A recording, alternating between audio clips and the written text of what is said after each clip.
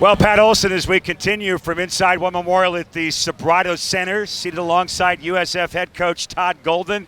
It was a rough first half here tonight. USF had trouble scoring the basketball. The Bulldogs led 31-24 at halftime.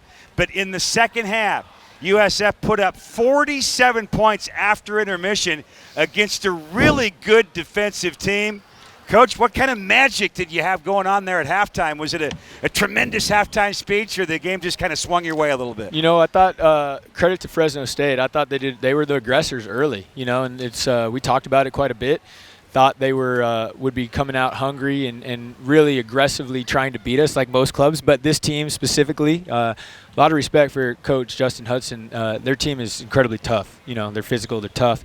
And I think they just caught us on our heels a little bit early. And what I was disappointed about was I thought our body language wasn't great. We were a little defeated.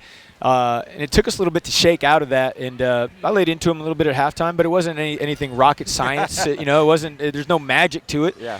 And it was, again, you know, just trying to focus on doing the things that don't require talent. Our big issue in the first half was rebounding. You know, I think they had 10 offensive rebounds out of 20 opportunities, and our first shot defense was okay.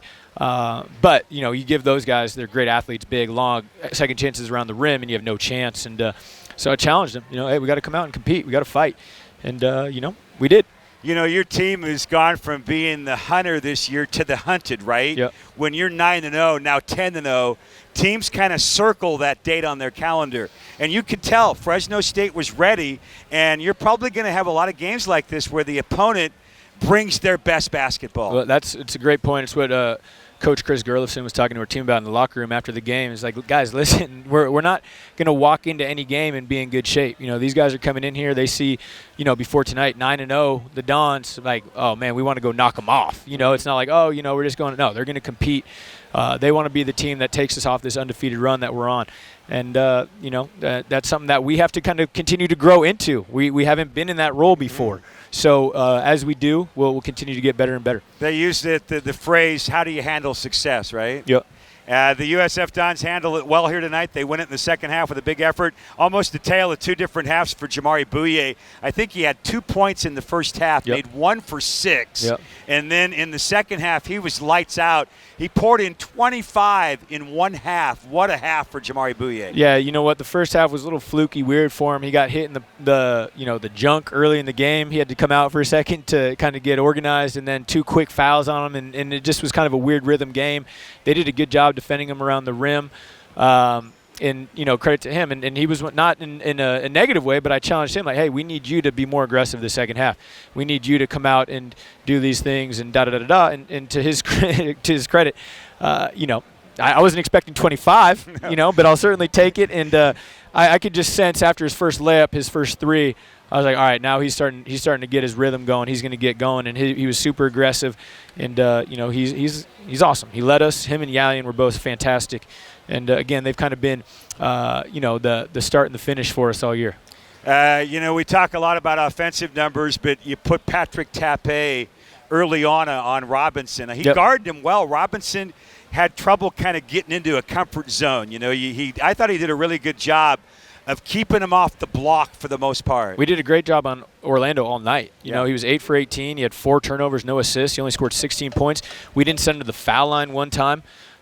We did a fantastic job on him. We executed that game plan great. Now, with the other guys, specifically Anthony Holland, he ate us up. Yeah. He ate us up. And, you know, he's a guy that generally isn't a high-usage guy. What I mean by that is he doesn't take a lot of shots for their team, but he takes good, consistent ones.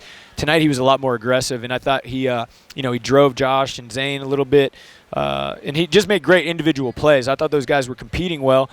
You got to tip your cap. Now, I think he was 6 for 7 at one point. He went 1 for 4 down the stretch. We did a good job bottling him up late. Your defense the last 5 minutes was really solid. That's what kind of twisted this game around. Coming down the stretch, USF makes 7 of the last 9 field goals. They missed their last 7 shots. Yep. And that's going to be a pretty good recipe for a victory in a close ball game. Yeah, you know, it's one of those situations. We got ourselves back in the game, got ourselves an opportunity to really win it. And, you know, we're a good team. We're a good team. It would have been an incredible effort for Fresno to be able to do that for 40 minutes against us. They did it for about 35, and I thought the last 5 we kind of broke away, and they were a little – they weren't getting close on some of their shots, and we were, getting what we wanted, and it felt like we had kind of finally broken through.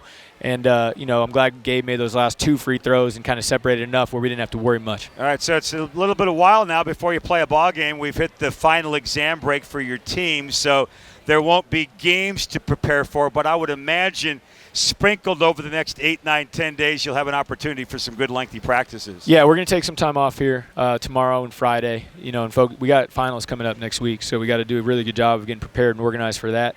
And we'll practice on Saturday to keep our team just kind of healthy and moving around, and try to have some continuity with the success. Take Sunday off, and then next week will be normal. So it'll be good to get some time off. I think some guys have some injuries that I think we need a week to heal.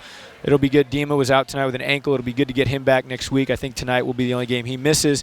I'm also excited to see Zane next week. I think he's kind of getting to his rhythm. Yeah. Played a little more tonight. He's still obviously hasn't been making the shots that he normally would, but that's going to come, and he just needs to get more comfortable within the game again. And I think by next week he should be in that phase. Your next ball game against Grand Canyon in Phoenix. You play him inside the Phoenix Suns NBA building, Yep. so that won't be a true home court for them. You played him a year ago in Las Vegas. That game was a war. They play a lot like a West Coast Conference team. They're big inside. They don't turn the ball over much. Well coached. That should be another good contest for your team. Yeah, it's going to be an awesome opportunity. We're playing them at Footprint Arena where the Suns play. I'm really excited. I grew up in Phoenix, obviously, and I was fortunate enough to have a dad who had season tickets, so I went to a lot of games as a kid, and to be able, my first year in that arena was when the Suns went to the finals against the Bulls in '93. I was actually at the game. Wow, very cool. Where Paxson Good hit stuff. the 3 in Game 6 as a nice little 8-year-old. But I've never coached in there before, so that's going to be really fun. And Grand Canyon, to your point, is a great program. They'll be in the NCAA tournament again, most likely, being the best team in the WAC. So we'll start with that. We'll have Arizona State the next day. It's going to be a tough weekend. Yeah, and, quick turnaround. Quick turnaround and go out there and see what we got. All right, Coach, congratulations. Thank you. You got a few days to savor the 10-0 start. Way to go. It's got to be feeling pretty good. I'm very pleased. All right, Thanks, USF head coach Todd Golden.